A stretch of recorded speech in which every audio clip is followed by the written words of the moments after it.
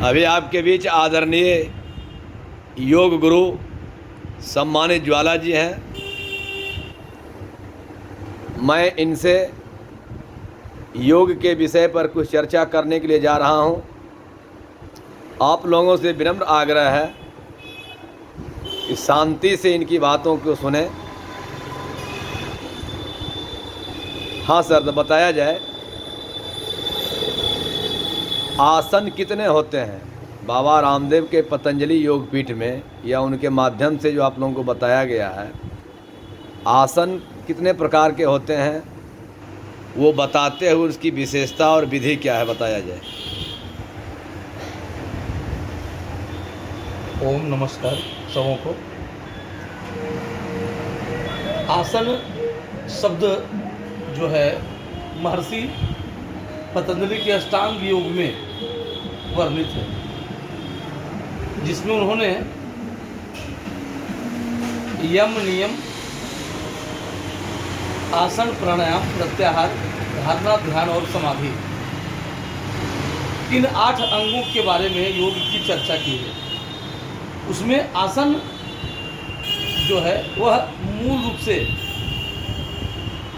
बैठकर करने योग्य होते हैं, खड़े होकर के करने योग्य होते हैं, कुछ आसन लेट करके भी करने योग्य होते हैं, जो कि उसे सीधे या उल्टे लेट कर किए जाते हैं। जहाँ तक आसन की बात है तो आसन तो कई प्रकार के होते हैं।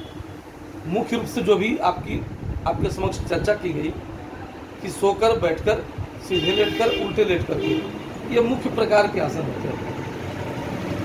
वैसे अगर हम आसनों का नाम की चर्चा करें तो 80, 84, 100 उससे भी अधिक प्रकार के आसन हैं, लेकिन मुख्य रूप से जो है मंडूकासन, ताड़ासन, कटी चक्रासन, शशकासन, ये सब कुछ ऐसे आसन हैं, लगभग इसको भी अगर हम गिनती करें तो 20-50 आसन तो साधारण ऐसे हो ही जाते हैं। मिला जुला करके 12 आसन को परम पूज्य स्वामी जी ने लगभग प्रतिदिन जो है एक रूटीन बद्ध किया है, जिसमें उन्होंने 8 प्राणायाम के साथ 12 प्रकार के आसनों की चर्चा की है, जिससे हम प्रतिदिन करके स्वस्थ हो सकते हैं। धन्यवाद। नेक्स्ट हम ये पूछना चाह रहे हैं आपको कि 8 प्राणायाम जो होते हैं, एक एक सेकंड करके उसको थोड़ा सा आप विधिवत बता दीजिए।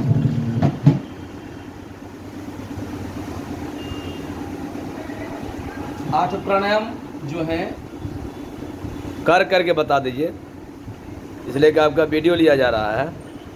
जैसे भ्रामरी स्टार्टिंग। स्टार्ट में हम भ्रामरी नहीं करते हैं। स्टार्ट में हम जो है उद्गीत प्राणायाम, ओम, जिसमें हम ओम का उच्चारण करते हैं। कैसे करके बताइए।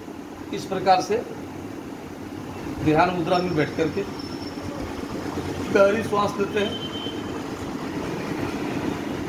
और ओंकार की जो है एक बार लीजिए, ध्वनि को उच्चारित करते हुए एक नाद करते हैं।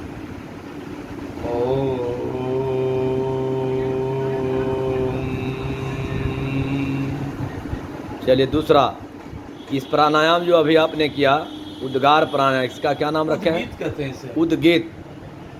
दूसरा प्राणायाम बताइए। ये तो आरंभ में किया जाता है मन को शांत करने के लिए। ये आरंभिक मन शांति के लिए है, इसमें प्राणायाम में नहीं आता है।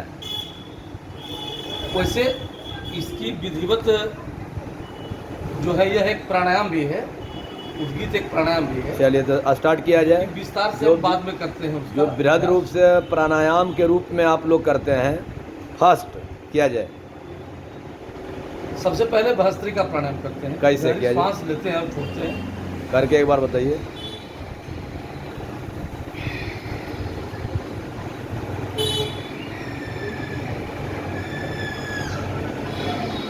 दूसरा प्राणायाम बताइए। दूसरा प्राणायाम कपालभाति प्राणायाम करते हैं। जैसे मुंह बंद करके श्वास को नाक से छोड़ने का काम करते हैं। जैसे कि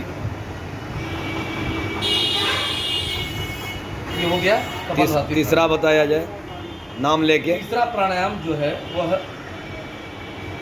बाह्य प्राणायाम है। करके बताया जाए। इसमें श्वास को बाहर रोक करके इसका अभ्यास करते हैं, इसलिए इसको हम बाह्य प्राणायाम करते हैं। प्रैक्टिकल करके श्वास लेकर के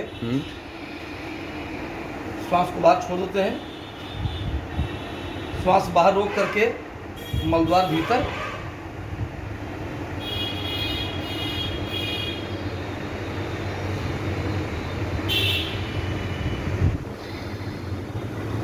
ये हो गया बाह्य प्राणायाम। चौथा प्राणायाम है उज्जाई प्राणायाम। मुंह बंद करके नाक से श्वास लेते हैं, कंठ संकुचित करके।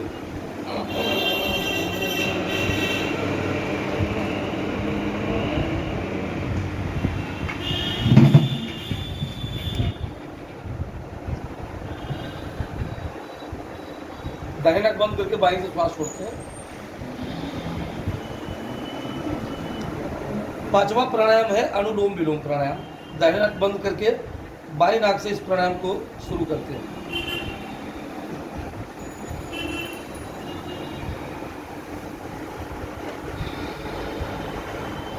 छठा प्राणायाम है उद्गीत प्राणायाम, जो कि आरंभ में हम मन शांत के लिए करते हैं। गहरी श्वास लेकर के ओंकार का ध्वनि को मुंह से उच्चारित करना।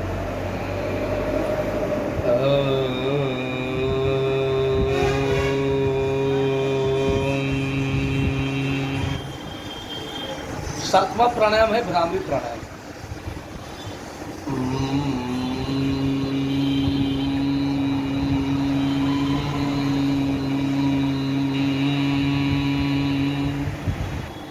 और आठवां प्राणायाम है प्रणव प्राणायाम, जिसमें हम प्राण का ध्यान करते हैं।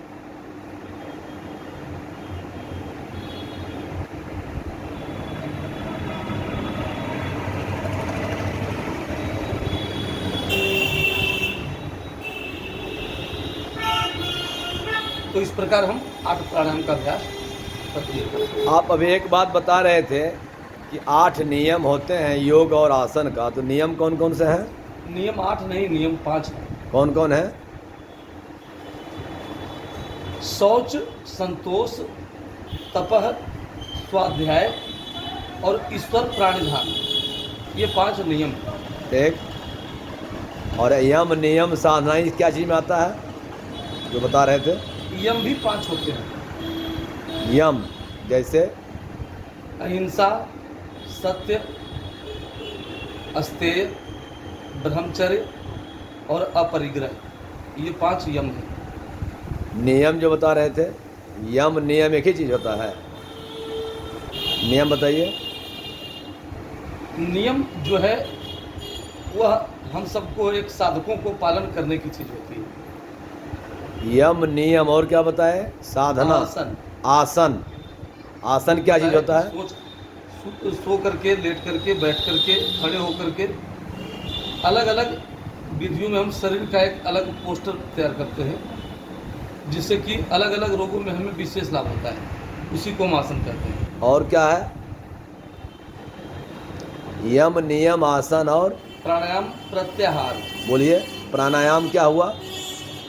ये जो बताए पहले। प्राण का जो है अभ्यास करना। प्रत्याहार क्या हुआ? प्रत्याहार हुआ जब हम यम का और यम नियम का पालन करते हैं, उसको अपने जीवन में उतारते हैं, तो फिर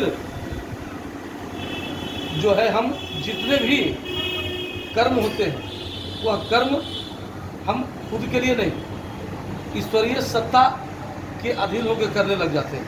प्रत्याहार के बाद क्या है? धारणा। धारणा क्या होता है? अपने मन को, एक योगी को अलग अलग जगह पर टिकाने की व्यवस्था के बारे में महर्षि पतंजलि ने जिक्र किया है। अलग अलग चक्रों पर जैसे मन को टिकाया जाता है। आगे फिर क्या होता है? टिकाने की क्रिया को हम धारणा कहते हैं। धारणा के बाद ध्यान। ध्यान। ये जब 8 मन हुआ को है। मन को एकाग्र कर हम जब एक ही जगह मन को टिकाए रखते हैं तो ये ऐसी अवस्था में बने रहने की क्रिया को हम ध्यान करते हैं। तो ये जो अभी चर्चा हम लोग आपस में कर रहे हैं, यम नियम साधना, ये क्या कहलाता है? योग का 8 नियम। हाँ, ये योग के 8 अंग हैं। योग का 8 अंग में से आता है। चलिए, बहुत बहुत धन्यवाद आदरणीय ज्वाला जी। आप विकास नर्सिंग होम में आदरणीय पूज्य बापू स्वामी रामदेव जी के सानिध्य प्राप्त करके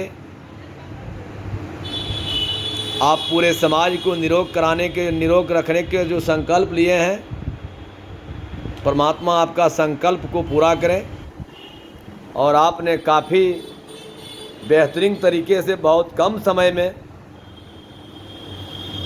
सारे जो आसन प्राणायाम के नियम बताए, और उम्मीद रखते हैं कि आप समय निकालकर प्रतिदिन योग कक्षा विकास नर्सिंग होम में लगाने का कार्य करें, ताकि अलग बलग के जो आने वाले लोग हैं वो रोग से ग्रसित ना होकर निरोग काया बनाकर शांति की मार्ग पर चले और स्वदेशी अपना करके सौराष्ट्र के निर्माण में लग जाए, और पतंजलि का सारा स्वदेशी सामान आपके मोटिवेश से, आपके प्रेरणा से सारे लोग जो है उपयोग करें। यही विकास नर्सिंग होम का ध्येय है, और हमारा सबसे लक्ष्य ये है कि सभी लोग जो है सुखी रहे और सभी लोग निरोग रहे। कम से कम जो है खर्च में हम लोगों को जो है पतंजलि का सारा प्रोडक्ट उनके घर तक पहुंचाने का कार्य करें। साथ ही जो आवश्यकता है एलोपैथ से संबंधित भी दवाएं प्लस शल्य चिकित्सा से संबंधित या फिजिशियन से संबंधित सारे व्यवस्था हमारे पास उपलब्ध है, और हम अपने तरफ से भी ये सेवा देते रहेंगे। जय हिंद, जय भारत। ओम। ओम।